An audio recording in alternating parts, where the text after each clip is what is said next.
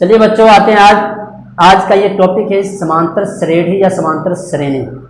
चलिए हाँ, दोनों इसका नाम है, जैसे इसका नाम है समांतर श्रेणी, हम लोग पढ़ते हैं कि मैट्रिक में समांतर श्रेणी, लेकिन जैसे ही हम उच्च क्लास जाएंगे इंटर में तो हम लोग ये पढ़ेंगे समांतर श्रेणी।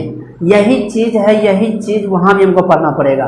यहाँ इसका नाम दिया गया है समांतर श्रेणी, लेकिन जैसे जैसे हाई क्लास ऊंचा होते जाता है उसका लैंग्वेज ये बदलते जाता है। जैसे यहाँ दिया गया है समांतर श्रेणी, समांतर श्रेणी, लेकिन इसी का दूसरा नाम है समांतर श्रेणी, समांतर श्रेणी, लेकिन इसका दोनों का इंग्लिश होता है एक ही, arithmetic, arithmetic progression, arithmetic progression. लेकिन इसका जानते हैं कि समांतर श्रेणी या समांतर श्रेणी दोनों एक ही लैंग्वेज है, लेकिन थोड़ा सा फर्क है श्रेणी या श्रेणी में, श्रेणी या, लेकिन बच्चे यहीं पर फंस जाते हैं कि यहाँ श्रेणी क्यों लिखी, श्रेणी क्यों। श्रेणी का मतलब होता है लगातार, और श्रेणी का भी ये मतलब होता है लगातार। जो संख्या लगातार आते हैं, जो संख्या एक दूसरे के अंतर के ये उसका अंतर सेम होता है, उसको कहते हैं अनुक्रम। क्या कहते हैं?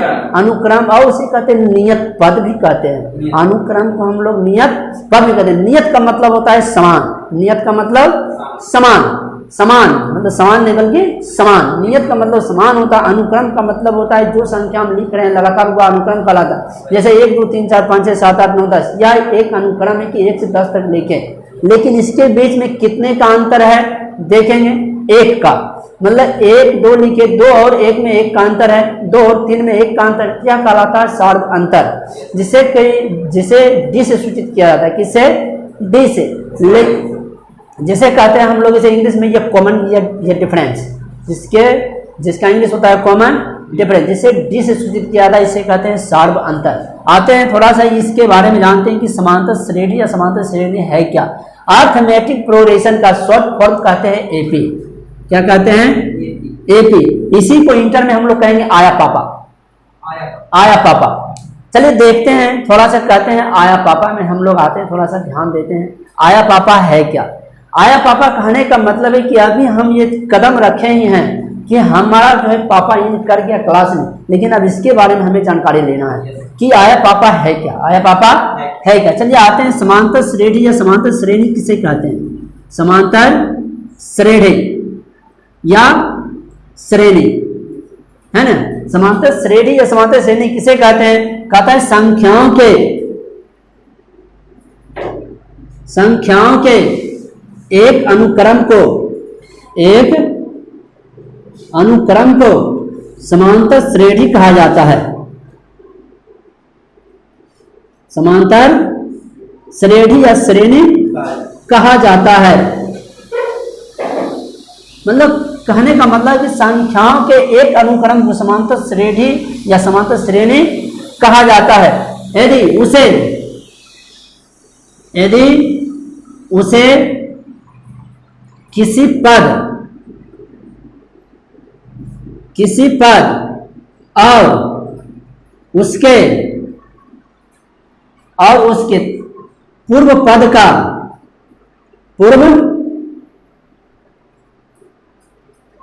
का अंतर नियत हो।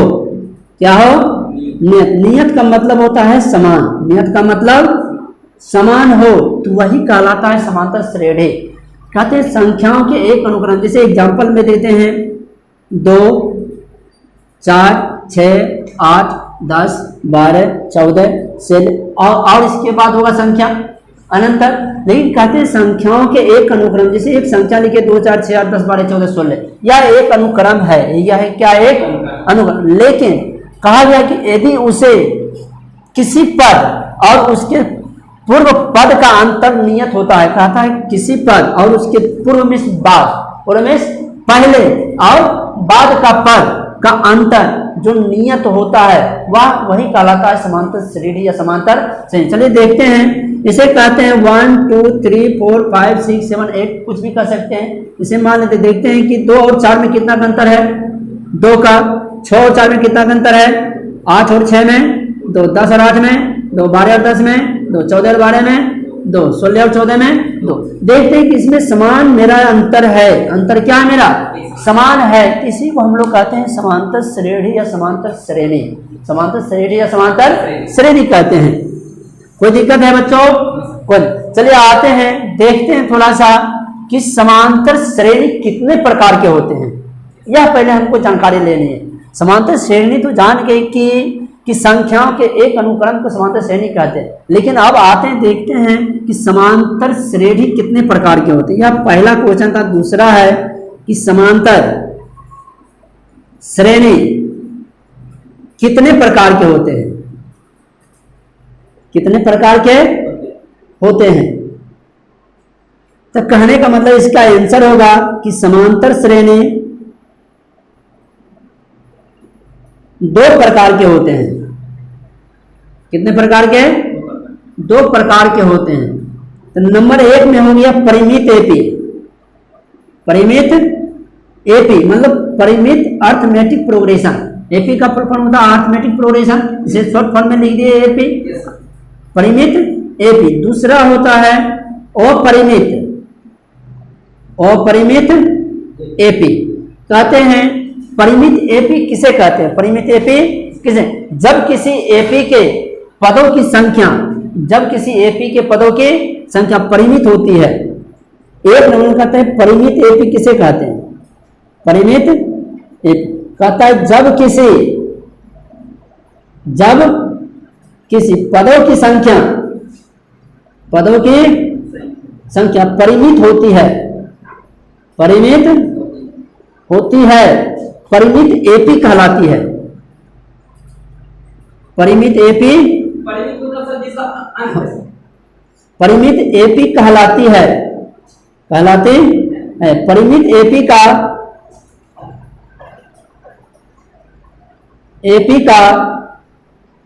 एक अंतिम पद होता है, एक अंतिम पद होता है। परिमित एपी किसे कहते हैं? कहता है जब किसी पदों की संख्या परिमित होती है उसे परिमित एपी कहते हैं या कहलाती है या कहलाता है। दूसरा इसी को कहते हैं परिमित एपी का एक अंतिम पद होता है। इसे एग्जांपल में दे रहे हैं 2, 4, 6, 8, 10, 12, 14, 16, 18, 20, 22, 24, खत्म हो गया, फुल स्टॉप। कहते हैं कि इसका ये अंतिम पद होता है परिमित एपी कहलाता है। जैसे पहला पद हो गया 2, लेकिन अंतिम पद हो गया 24। यही कहलाएगा कि पहला पद और अंतिम पद जो रहता है उसे कहते हैं परिमित एपी। क्या कहते हैं? परिमित एपी। कहते हैं जब किसी पदों की संख्या परिमित होती है उसे परिमित एपी कहते हैं। लेकिन इस एपी में एक अंतिम पद प्रधान होता है, अंतिम पद प्रधान होता है, उसी को हम लोग कहते हैं परिमित एपी। क्या कहते हैं? परिमित। क्योंकि देखते हैं कि यह संख्या दिया गया, इसमें अंतिम पद है या नहीं है? है, 24 अंतिम पद, लेकिन इसके आगे डॉट डॉट डॉट हम नहीं दिए हैं। डॉट डॉट डॉट देने कहने का मतलब है कि वह अनंत तक संख्या है, कहाँ तक है उसे हम कह नहीं सकते हैं। अगर कोई हमें कह दिया कि 1 से 200 तक लिखना है, 1 से 200 तक, तो वह कहलाएगा परिमित संख्या, क्योंकि वह बोल दिया है कि 1 से 200 तक ही हमें लिखना। तो पहला पद हो गया 1, लेकिन अंतिम पद हो गया 200, तो उसका कहने का मतलब है कि वह कहलाता है परिमित एपी। यहाँ कोई कहा गया है कि परिमित एपी किसे कहते हैं? जो 2 से 24 तक लिखा जाता है वह परिमित एपी है। क्या है? पहला पद इसलिए 2 है, अंतिम पद कितना है? 24, इसलिए यह कहलाया परिमित एपी। इसको मिलाएं।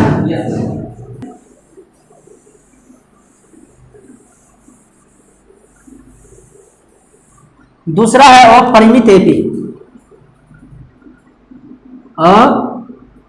अपरिमित एपी कहता है अपरिमित एपी किसे कहते हैं?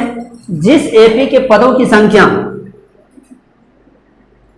जिस एपी के पदों की संख्या अपरिमित होती है, अपरिमित होती है, अपरिमित एपी कहलाती है। अपरिमित एपी कहलाती है। इस पदों के,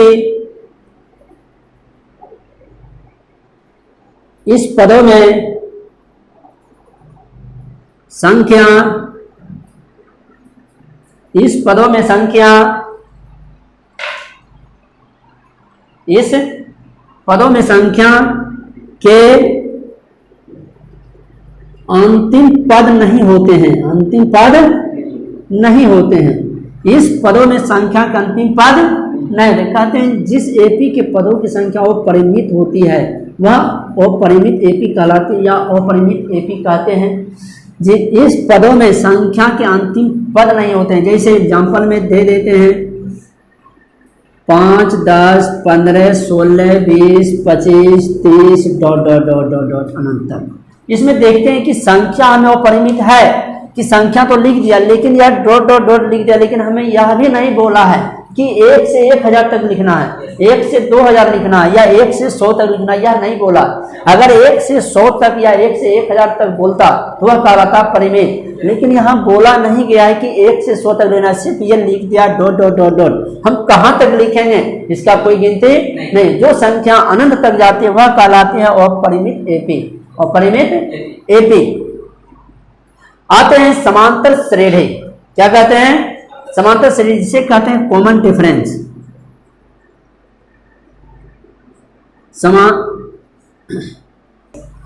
दूसरा आ गया सार्व अंतर, सार्व जिसे कहते हैं कॉमन डिफरेंस।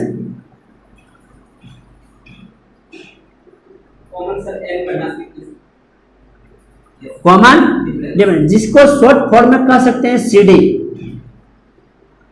ठीक, क्या कह सकते हैं? सीडी।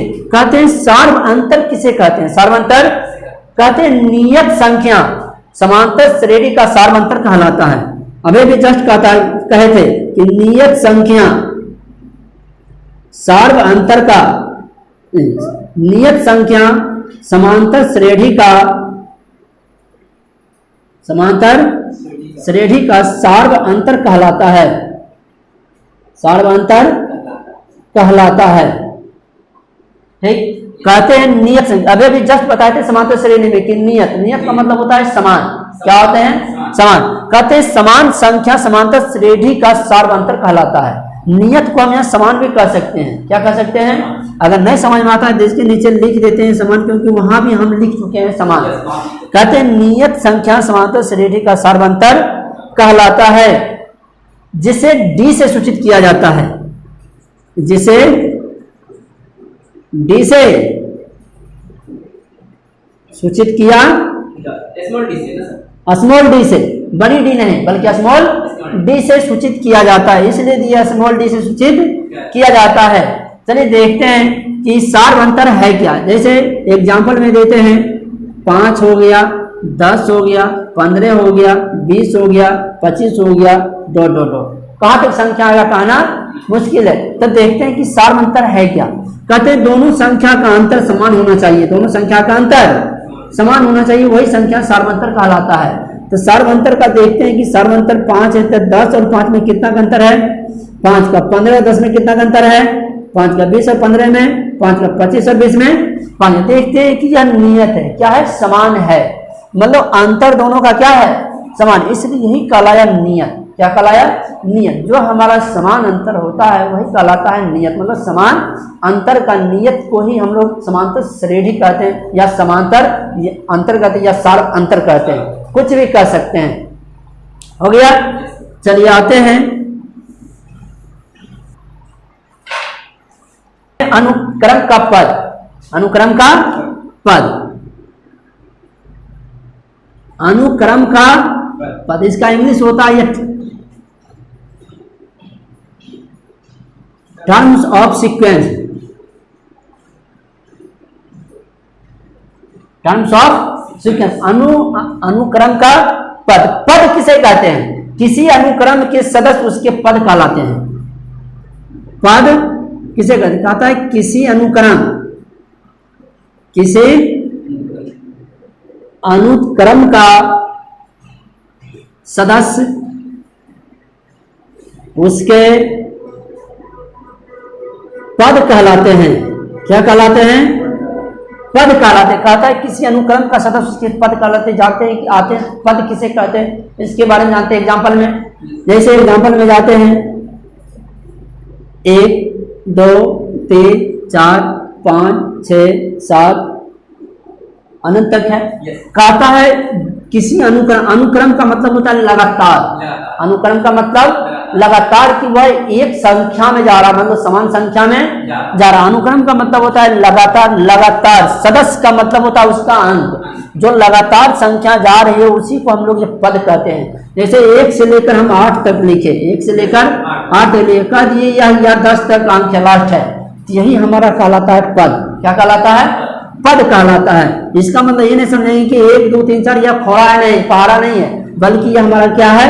एक अनुक्रम में सजाया गया है। 1 2 3 4 5 6 7 8 9 10 के रूप में सजाया गया है, जिसे कहते हैं हम लोग पद कहते हैं। जैसे हम लोग बच्चे ने सिखाते होंगे मास्टर, बच्चे ने अरे एक का मतलब लिखो रे, 1 2 3 4 5 6 7 8 9 10 पढ़ते थे, वह हमारा कहलाता पहला पद। क्या कहलाता है? वही हम लोग पढ़ते हैं आज यहाँ के अनुक्रम का पद। कि जब बच्चे जब सीखते हैं तो कहते हैं अरे 1 को घुमाओ 2 को घुमाओ, वही घुमाने के पद को हम लोग कहते हैं अनुक्रम। क्या कहते हैं? अनुक्रम हो गया 1 से लेकर 10 तक जो संख्या लिखी वही हमारा पद हो गया। क्या हो गया? पद हो गया। कहते हैं जैसे पद को हम लोग बहुत ये ढंग से लिखते हैं, कहीं कहीं ये किताब में ये दिया हुआ रहता है A1 या AN, अंतिम पद AN है, या किसी किसी किताब में रहता है ये TN T1, किसी किसी बुक में रहता है। लेकिन जानते हैं कि किसी पद में पहला कोमा दूसरा कोमा तीसरा पद हो तो उसे